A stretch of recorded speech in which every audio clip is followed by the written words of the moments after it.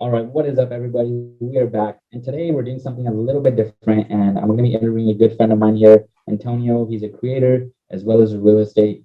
Well, wait, no, he's not. You're not an agent, are you? You're just into real No, estate. just an investor, Okay, okay, yeah, he's a real estate investor. Um, and yeah, so how's it going, man? How you doing today? Pretty good, pretty good. Got a new fresh cut, so Oh can't yeah, can't go wrong with that. looking good, man. Looking good. I used his haircut as an inspiration last time. I'm going to be doing it again because, and it's nice. But hey, and it looked good on me too. So I got to do it. So yeah, but thanks for hopping on today, man. I really appreciate it. And I've gotten to know you pretty well, I guess, over the past few months because we've been so involved, both of us in social media. But for somebody who just like watches your short videos on TikTok, let's say, or your short YouTube videos, um, like what's your story? How do you get into creating content? How do you get into real estate and all that good stuff? Yeah. So I started getting into content 5 years ago now. I started on YouTube.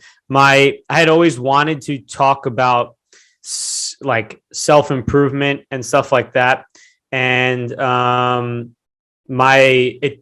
had been thinking about it for months, but I was always afraid of what other people were going to say because back then it wasn't as socially acceptable, I guess you could say, to be a content creator. It was more Yeah. like, you weirdo, you're making content. And Mhm.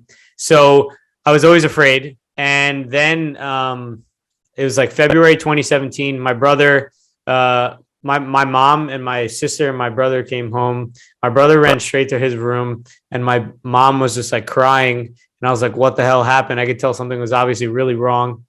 And my brother, who's younger than me, got diagnosed with stage 4 cancer. And Mhm. like it all clicked in my head at that moment. I was like, what the hell am I afraid of when my brother could die in a few months? And so that day I didn't have a camera. So I took my dad's camera and I went on the deck. It was February in New Jersey, so it was cold.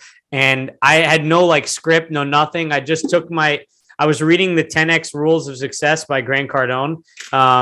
And I literally just started opening up the book and like going through the chapter and reading like different things that I learned throughout the chapter.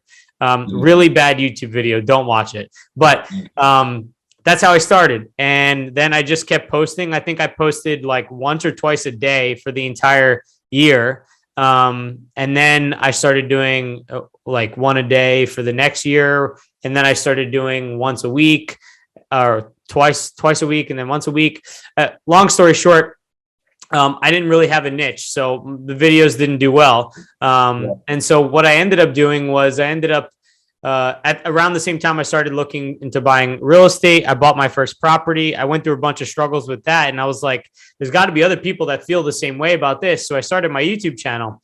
That also didn't take off. So that was about a year, a little bit more than a year of me doing that. In December 2020, I remember my girlfriend for months, but she wakes up in the morning and just watches TikTok. And she was like, "You should be on here." And I was like, "I'm not trying to shake my ass on camera, but okay." So I had 2 weeks off from my job and I was like, "I'm just going to try it." And so I tried it. And I got like 1,000 followers in the first 2 weeks. I posted twice a day. And I was like, this is amazing. This is like 20x the results I've had on YouTube in 1/10 the time. So I was like, I'm just going to keep doing this. So I stopped doing YouTube and I just doubled down on TikTok for the next 3 months.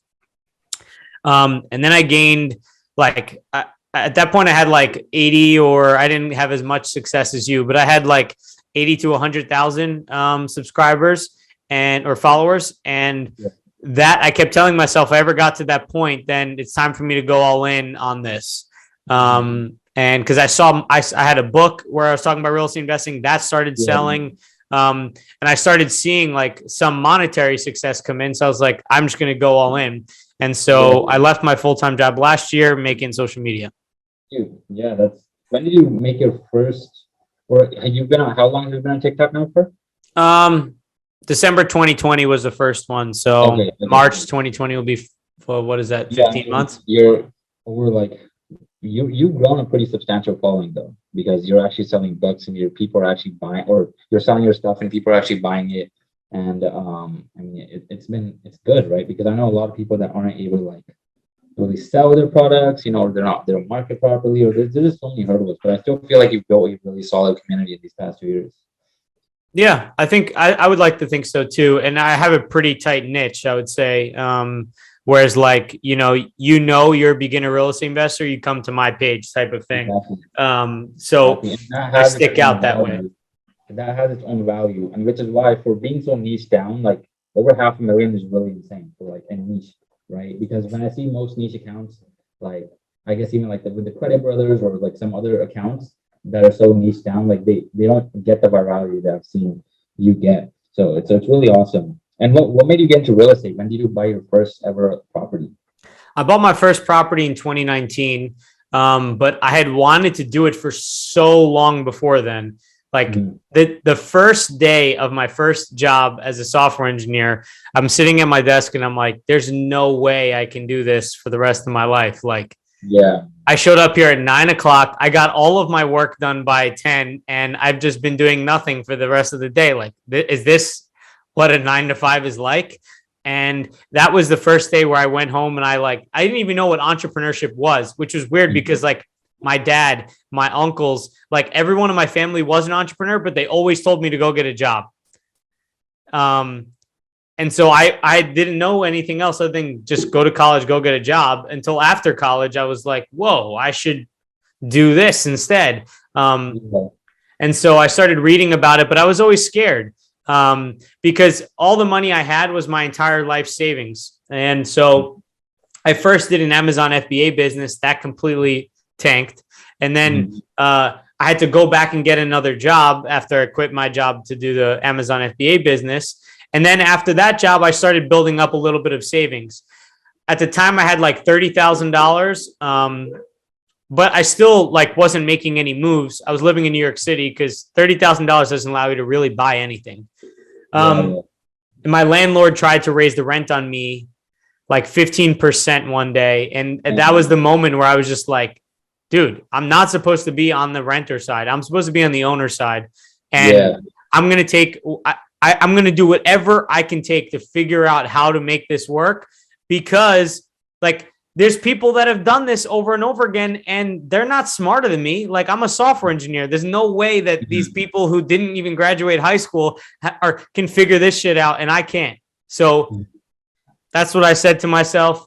And then I started pulling out all the books that I was learning from. I started breaking it down into like a formulaic process because I Yeah. love formulas. And then I started feeling more confident. But How yeah, many properties do you have right now? right now I have 6 properties, about 13 units across all the properties in 4 different states. But hopefully, if I get, my goal is by the end of the year to have that doubled.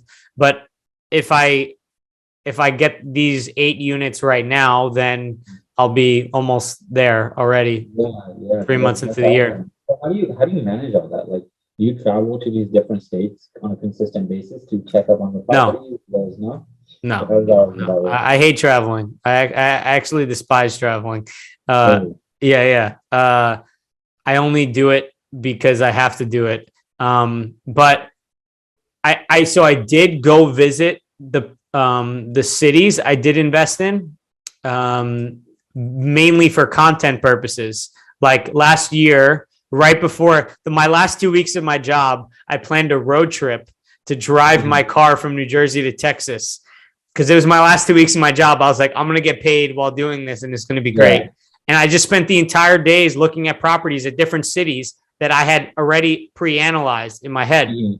And so I saw some of the properties that I own, some I didn't. But I live in Texas and I've 2 units in Little Rock, soon to be 7. I have 3 in Ohio, soon to be more. I got 1 being built in Cape Coral, Florida, which I've never, ever been to. And I have 7 units in New Jersey, which are by my college town. So I know the area pretty well. Okay. And Wow. I use property managers to manage the whole thing. And then I manage the property managers. I'm like the asset manager, you could say, of the portfolio. I think that makes sense. I didn't realize that you could be so hands off. Like I thought you had to be kind of near the areas. You had to go consistently check up on these properties. But it seems like you have a process down that allows you to kind of not have that, not need to go to these places, which is really cool. Which is somewhere I want to be to in the future. Yeah, I mean, I didn't just wake up to this point, right? Like it took some Yeah. time. Like there's things that I struggled with, like making sure I had all the bills paid in the right orders and that kind of stuff. But if you spend, if things are going okay, I typically don't have to do much work per week. All right, guys. So we just had a little bit of connection issues. So do you remember what you were talking about, Antonio? Yeah, we were talking about how it wasn't initially like super optimized, and it's always still a work in progress. Like Yeah. last year at this time, I was going nuts with like property manager here, trying to figure everything out. One thing I would highly recommend is don't buy in multiple states at the same time. Mhm. Start with one area, get a good grip in that area, then move to another area. The most complicated thing you could do is buy property in multiple different areas at the same time, because each one requires different real estate agents, different insurance people, different inspectors, different property managers, different contractors. Like it's just like exponential work when you start adding Yeah. multiple. And I had 3 properties under contract in 3 different states. I had one in Memphis, one in Little Rock, and one in Ohio. And it was just like, Dude, oh my God. I can imagine how that can be really stressful. I mean, just thinking about, I mean, I know this is, but just all the paperwork and all the little process and all these little things, like just thinking about taxes, right? All these little forms you got to do, all that stuff can stress people out. So now on property management, there's so much more. I can imagine how stressful or difficult that might be to kind of manage in different states.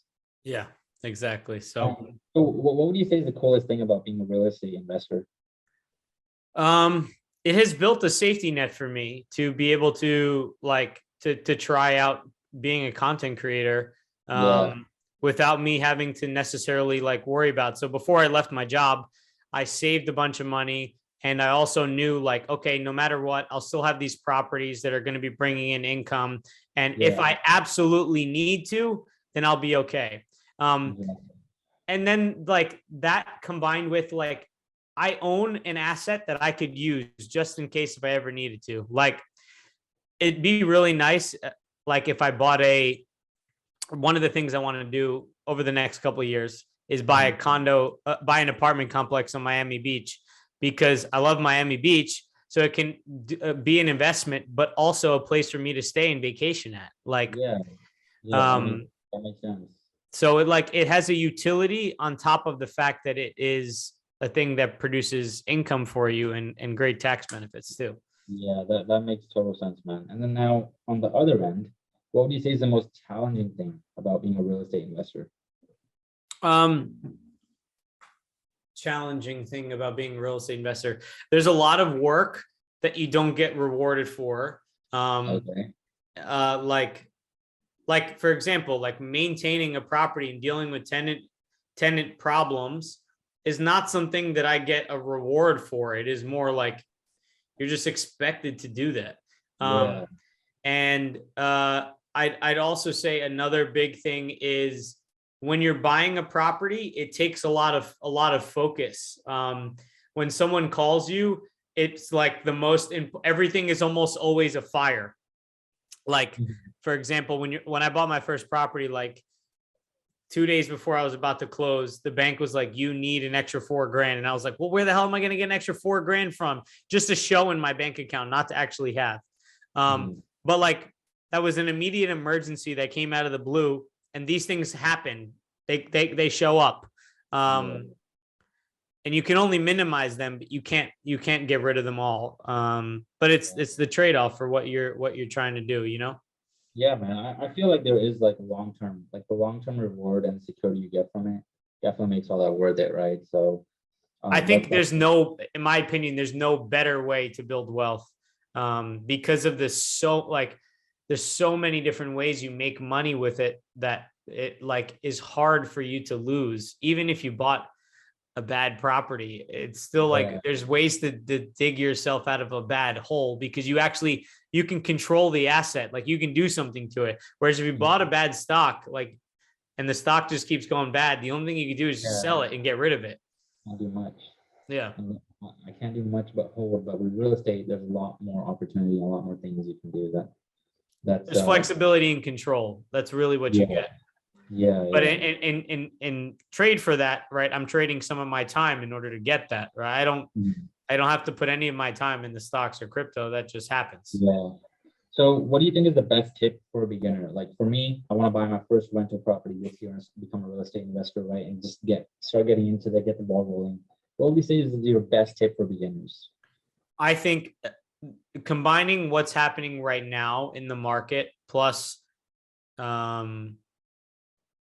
like how beginners typically think. Most beginners, I think that you should buy where you live because you can see the property. But I challenge you to ask yourself why you need to see the property if you're not planning on living on it, and you're not planning on living there, and you're not planning on being the manager. Okay. What's the difference? If you buy a property where you live, it's mostly for emotional reasons. I need to feel safe, that I feel like the property is nearby and I could do something. Mm-hmm. But if you actually buy a property out of state in a market where it's more conducive for you to buy a rental property and have it make you profit, because like, let's say you tried to buy something in LA, you're not going to get cash flow on any of these properties. You're not going to make passive income. Yeah. The property is going to cost you money every single month. And if you live in LA, even if you could look at the property, just looking at the property is not going to fix the problem, right? Yeah. So if you invest out of state, it forces you to think of it more like a business, because you need to build the systems in place. You need to make sure you have a contractor ready to go. You need to make sure you have a real estate agent who can help you find more properties. You need to make sure that you have a property manager who can deal with all the tenant issues, right? It makes it a business. I think anyone who's trying to do this is doing it because they want passive income, because they want freedom. But if you sign up for less freedom by having to deal with all your tenants' issues because you have it nearby, I think you're defeating the purpose of the whole thing. Yeah. Actually, now that like completely shifts my mindset, because I had that same mindset, right? Just a second ago before you said this, but that totally makes sense. If you buy out of state, you're going to have to go out these processes that will help you go to business in the long term, instead of just buying property nearby, put some tenants in it, and you deal with problems as they come. If you do it out of state, then you are really thinking about it as a business. It's a lot more serious. So I think I'm going to take your tip and probably be investing out of state, definitely. And also because I live in California and prices here are more insane than they already are. So yeah, and the landlord and the laws are not very favorable for you as a landlord. They're pretty. Yeah. So yeah, man, thank you so much for coming on today. It was really great hearing from you. A lot of good tips in there. And where can people find you? Yeah. Thank you for having me. But my handle everywhere is Investarters, INVESTARTERS. I almost forgot. I was like, why do I spell my own name? Yeah. And I'll also link his channel and some of his pages in the bio, so you guys can check him out, get some awesome real estate advice from him. And yeah, man, I'll see you next time. Thank you so much again for coming on. All right. Yeah, you got it. Thanks for having me. See you, everyone.